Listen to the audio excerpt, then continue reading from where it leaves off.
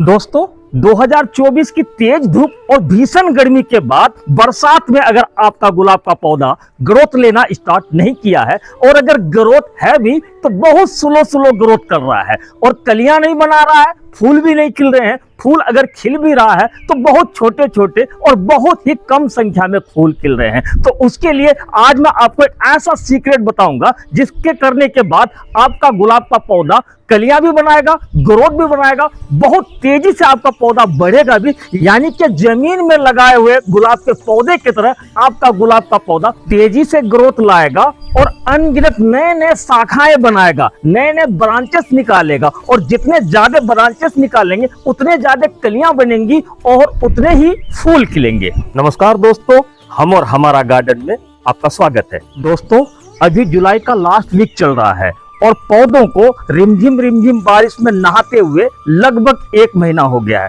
और इस 1 महीने में लगभग सभी पौधों ने ग्रोथ लेना स्टार्ट कर दिया है। लेकिन उसके साथ ही साथ पत्ते पीले पड़ने लगे हैं, पत्तों को कीड़ों का अटैक होने लगा है, कलियां सिकुड़ रही है, कलियां नहीं बना रही है या फिर पौधे एकदम ही पूरी तरह से डल हो रहा है। यानी कि 1 महीना बारिश के पानी में नहाने के बाद भी गुलाब के पौधों को या और पौधों को वो सारे जरूरी न्यूट्रिएंट्स नहीं मिला जो इस बार गर्मियों में पौधों से खत्म हो चुका है। पौधों को हरा भरा, पौधों को तरोताजा या पौधों को हेल्दी ग्रीन बनाने के लिए जिन जिन चीजों की जरूरत होती है उनमें से किसी एक चीज की भी कमी हो गई तो पौधों में बहुत सारी समस्याएं आपको देखने को मिलती है और पौधों से मनचाहा रिजल्ट भी आपको नहीं मिलेगा।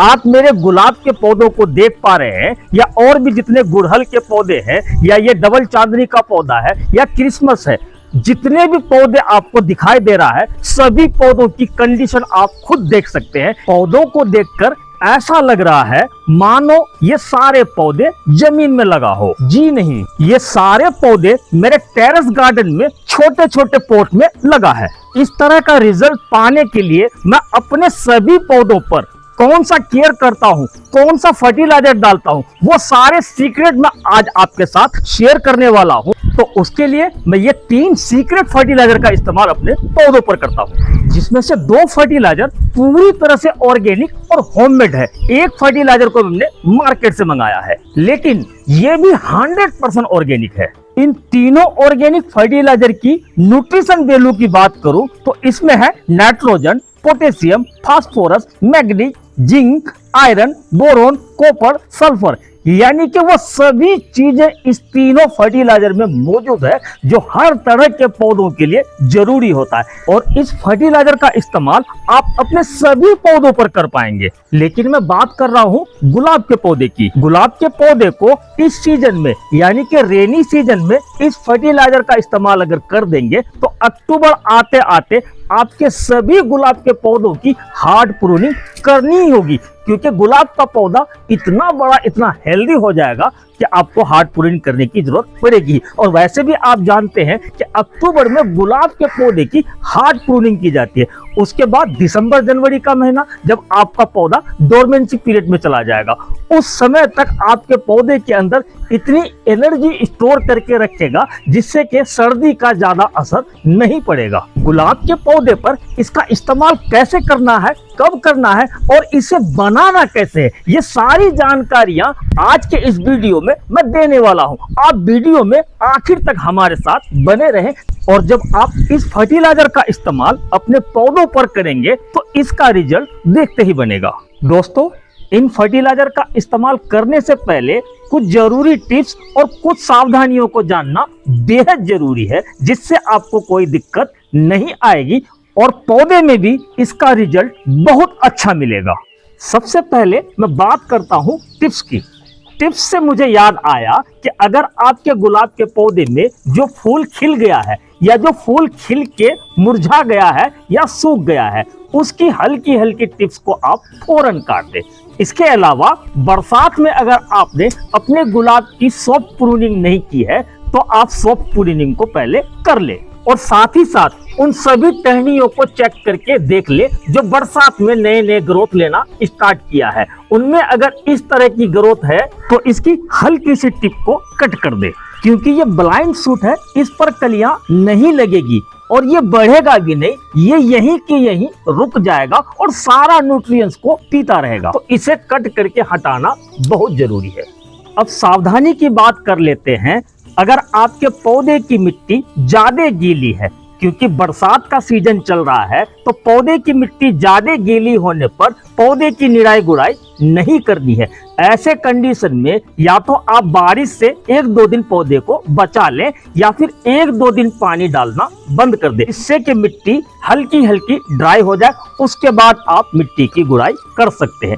गीली मिट्टी में आपको पौधे की गुड़ाई नहीं करनी है, ये एक सावधानी है। दूसरी सावधानी की बात करें, अगर आपके एरिया में लगातार बारिश हो रही है तो ऐसे कंडीशन में आपको अपने पौधे की मिट्टी की गुड़ाई नहीं करनी है। आप देख सकते हैं मेरे पौधे की मिट्टी ज्यादा गीली नहीं है, इसलिए मैं इसकी निराई गुड़ाई कर रहा हूँ। मिट्टी की गुड़ाई करने से मिट्टी में जितने भी फंगस है वो तो खत्म होता ही है, साथ ही साथ पौधों की जड़ें सही से ऑक्सीजन ले पाता है, जिससे कि न्यूट्रिएंट्स को बहुत अच्छी तरह से अब्जॉर्ब कर पाता है और इसी वजह से जड़ों का विकास तेजी से होता है। पौधों की मिट्टी भुरभुरी रहती है, ड्रेनेज सिस्टम अच्छा हो जाता है और पौधों में तेजी से ग्रोथ आने लगता है। मिट्टी की गुड़ाई करते टाइम आपको एक बात का ध्यान और रखना है। अगर आपके पौधे की मिट्टी ज्यादा गीली है तो सुबह के टाइम आप मिट्टी की गुड़ाई करके छोड़ दें। पूरे दिन में काफी हद तक पौधे की मिट्टी ड्राई हो जाएगी। फिर आप 3-4 बजे के बाद अपने पौधों पर फर्टिलाइजर डाल सकते हैं। हमने पौधे की केयर की बात कर ली, सावधानी क्या क्या बरतनी है वो बता दिया, किस कंडीशन में मिट्टी की गुड़ाई करनी है और किस कंडीशन में नहीं करनी है, ये सारी बातें हमने कर ली। अब बारी आती है फर्टिलाइजर डालने की। सबसे पहले ये फर्टिलाइजर, ये असल में बोन मिल है जिसे हमने मार्केट से मंगवाया है। बोन मिल आपको 1 चम्मच अपने पौधे पर चारों साइड में डाल देना है। अब बोन मिल का फायदा ये होगा कि पौधों की जड़ों का विकास तेज करेगा। पौधों में जितने तरह की भी कोई कमी है उसके जड़ों में, उसको पूरा करेगा। यानी कि पौधों में इस चीज का इस्तेमाल कर देने से पौधों में कलियां ज्यादा बनाएगा, चाहे वो फूल के पौधे हो या फल के पौधे हो। कलियां ज्यादा बनाने के लिए, कलियां ज्यादा प्रोड्यूस करने के लिए बोन मिल का इस्तेमाल आप अपने पौधों पर कर सकते हैं। तो 1 चम्मच बोन मिल हमने डाल दिया। उसके बाद मैं ले रहा हूं ये दूसरा फर्टिलाइजर। ये फर्टिलाइजर भी पाउडर फॉर्म में है और इसे हमने केले के छिलके और प्याज के छिलके को सुखाकर मिक्सी के जार में पीस कर हमने बनाया है और इस तरह से ये पाउडर बन गया है। बरसात के दिनों में आपको इसी तरह से केले के छिलके का और प्याज के छिलके का फर्टिलाइजर बनाकर डालना है, यानी कि पाउडर फॉर्म में डालना है। तो इसे 2 चम्मच आपको डालना है इस साइज के पौधे के लिए। और इससे अगर पौधा छोटा हो तो भी आप 2 चम्मच डाल दें, क्योंकि ये ऑर्गेनिक फर्टिलाइजर है तो ज्यादा हो भी जाए तो पौधों पर इसका कोई बुरा असर नहीं पड़ने वाला है। उसके बाद ये तीसरा फर्टिलाइजर, ये भी ऑर्गेनिक और होममेड फर्टिलाइजर है। ये भी फ्री की चीजों से बन गया है, जैसा कि केले के छिलके फ्री में मिलता है, प्याज के छिलके फ्री में मिलता है। लेकिन इसे देखकर आपको ये लगेगा कि या तो ये काउडंग कंपोस्ट है या फिर ये वर्मी कंपोस्ट है। ये बिल्कुल फ्री की चीजों से बना है और जिसे आप फेंकते ही फेंकते हैं। अगर आप नहीं फेंकते हैं तो बाकी सभी लोग तो इसे फेंकते ही हैं। अब ये फर्टिलाइजर है क्या चीज और ये बना किस चीज से? असल में ये यूज की हुई चाय की पत्ती से हमने बनाया है। अब इतना सारा बना, ये तो कुछ भी नहीं है। 5-5, 10-10 किलो में बना के एक बार में रख लेता हूँ। अब 5-5, 10-10 किलो बनता कैसे है? मेरे घर के नजदीक चाय की दुकान है।